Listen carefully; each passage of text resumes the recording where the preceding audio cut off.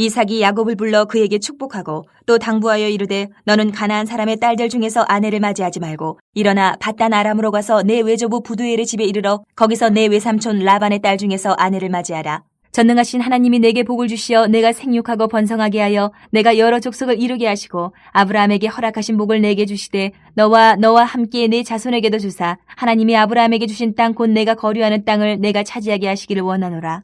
야곱이 부엘세바에서 떠나 하란으로 향하여 가더니 한 곳에 이르러는 해가 진지라. 거기서 유숙하려고 그곳에 한 돌을 가져다가 베개로 삼고 거기 누워 자더니 꿈에 본즉 사닥다리가 땅 위에 서 있는데 그 꼭대기가 하늘에 닿았고 또 본즉 하나님의 사자들이 그 위에서 오르락 내리락 하고 또 본즉 여호와께서 그 위에 서서 이르시되 나는 여호와니 너의 조부 아브라함의 하나님이요 이삭의 하나님이라. 내가 누워있는 땅을 내가 너와 내 자손에게 주리니 내 자손이 땅의 티끌같이 되어 내가 서쪽과 동쪽과 북쪽과 남쪽으로 퍼져나갈지며 땅의 모든 족속이 너와 내 자손으로 말미암아 복을 받으리라. 내가 너와 함께 있어 내가 어디로 가든지 너를 지키며 너를 이끌어 이 땅으로 돌아오게 할지라. 내가 내게 허락한 것을 다 이루기까지 너를 떠나지 아니하리라 하신지라.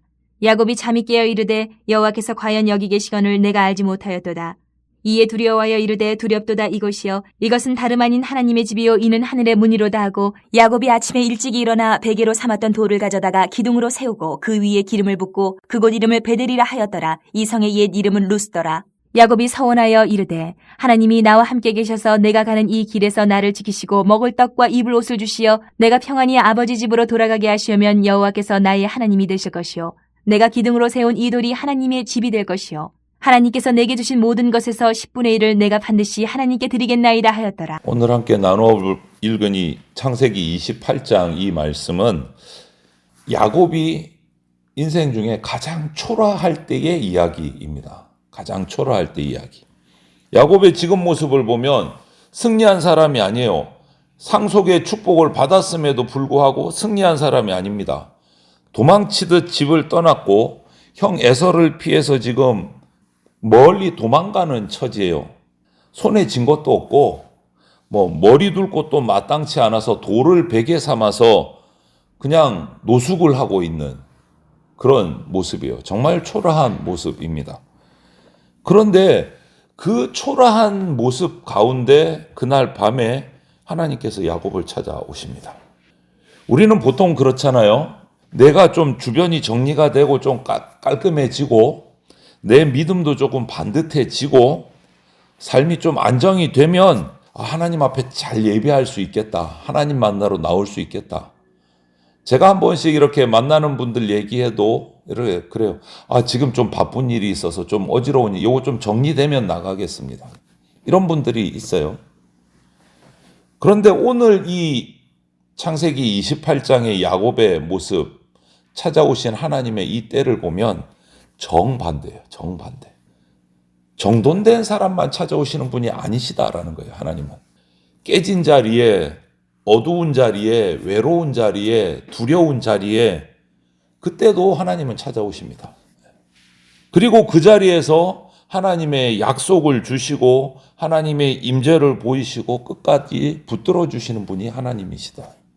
오늘 그 내용을 한번 잘 살펴보시기를 바랍니다. 먼저 본문 1절부터 5절을 보면 이삭은 야곱에게 축복을 합니다. 그 축복의 내용은 단순히 잘 먹고 잘 살아라 이것이 아니고 자신의 이삭의 아버지 아브라함에게 하나님이 주셨던 언약의 복을 자기 아들에게 지금 물려주는 내용이에요. 그냥 단순하게 잘 먹고 잘 살아가 아니라 생육하고 번성하게 하시고 하나님이 주신 땅을 차지하게 하시고 하나님의 언약의 계보를 이어가는 복을 아들 야곱에게 축복했어요. 중요한 것은 그 축복을 받을 때 야곱의 상태예요. 서두에서 말씀드린 것처럼 지금 떳떳하지 않아요.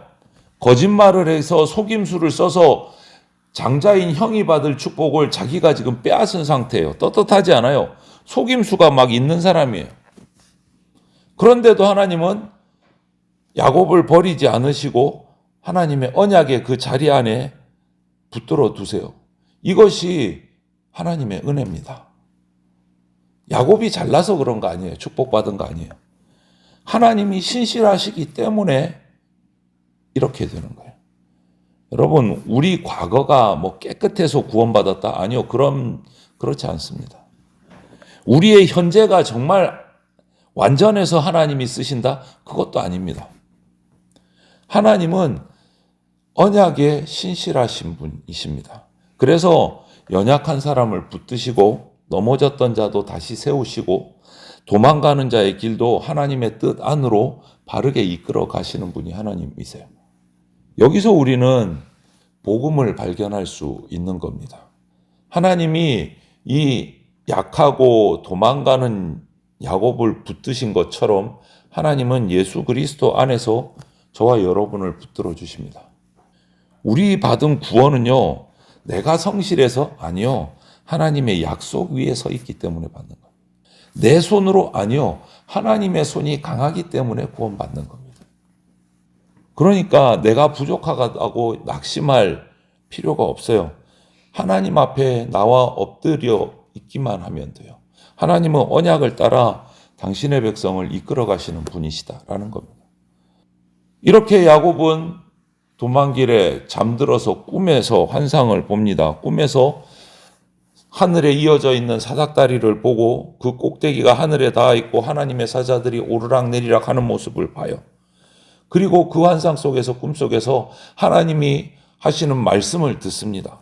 15절을 보면 내가 너와 함께 있고 내가 어디로 가든지 너를 지키며, 그리고 뒤에 보면 내가 너를 떠나지 아니하리라, 이렇게 말씀하시는 음성을 들어요. 야곱은요, 하나님께 찾아 올라간 적이 없어요. 하나님이 먼저 찾아오신 겁니다. 지금 야곱이 도망치다가 자기 잘못했다고 기도원 와가지고 회개기도 하고 있는 상황이 아니에요. 예배당에 나가서 하나님 부르짖고 있는 상황도 아닙니다. 도망하는 길 한복판이에요. 노숙 중이에요. 근데 거기서 하나님이 오셨어요. 하나님이 열리는 자리가 바로 그 노숙하는 자리였어요. 이것이 우리에게 은혜예요. 하나님께서는 나의 가장 어두운 밤에도 일하고 계십니다.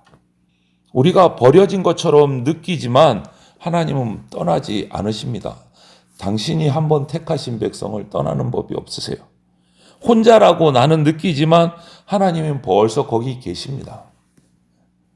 더 깊이 보면 이 야곱이 꿈에 본 하늘로 이어져 있는 이 사닥다리는 예수 그리스도를 가리키는 거예요. 죄인이 하늘로 올라갈 수가 없어요. 죄인이 하나님께 나갈 수가 없어요. 그런데 하나님께서 하나님께로 나아가는 길을 여셨어요. 그 길이 바로 예수 그리스도입니다.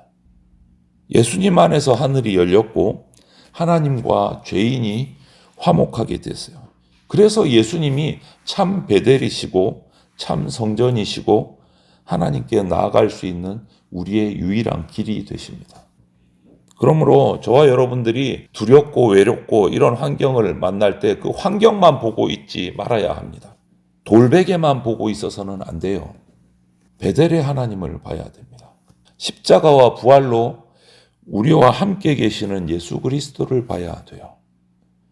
우리가 지금 살고 있는 자리가 정말 야곱처럼 도망하는 길, 그냥 광야 같은 자리일지라도 그 자리가 예수 그리스도 안에 있으면 그 자리가 은혜의 자리가 된다라는 거예요. 그렇게 야곱은 꿈에 하나님의 사닥다리를 보고 하나님의 음성을 듣고 깨어나요. 그런데 오늘 본문에 보면 뭐라고 합니까? 두려워하면서 16절에 말해요. 여호와께서 과연 여기 계시거늘 내가 알지 못하였다 라고 고백을 합니다. 그리고 그 이름을 베델이라고 이름을 말하고, 또 그것으로 끝나는 게 아니고 20절, 21절을 보면 잠에서 깨서 그렇게 고백을 하고 서원을 합니다. 하나님께 서원 약속을 해요. 뭐라고 합니까? 하나님이 나와 함께 계셔서 나를 지키시고 평안히 돌아가게 하시오면 여호와께서 나의 하나님이 되실 것이요. 이렇게 서원을 해요.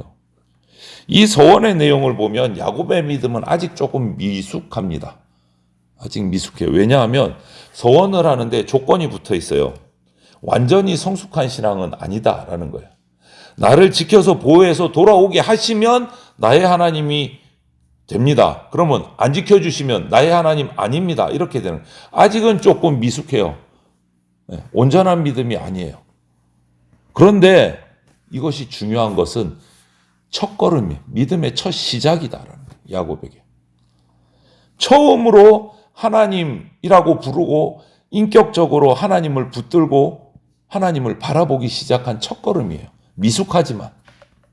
멀리 계신 아버지 이삭의 하나님, 할아버지 아브라함의 하나님이 아니라 나의 하나님이라고 고백하기 시작한 처음이에요. 나의 하나님. 우리도 똑같아요. 믿음이 늘 우리는 완전하지 않습니다. 기도도 좀 서툴어서 잘 못할 때도 있고, 순종이 오락가락 흔들릴 때도 있고, 때로는 내 인간적인 계산이 앞설 때도 있습니다. 그런데 참된 은혜는요, 하나님의 은혜는 완전히 준비된 사람만 받지 않습니다. 완전히 준비된 사람 받으려면 이 땅의 죄인인데 전부 다 받을 수 있는 사람이 아무도 없어요.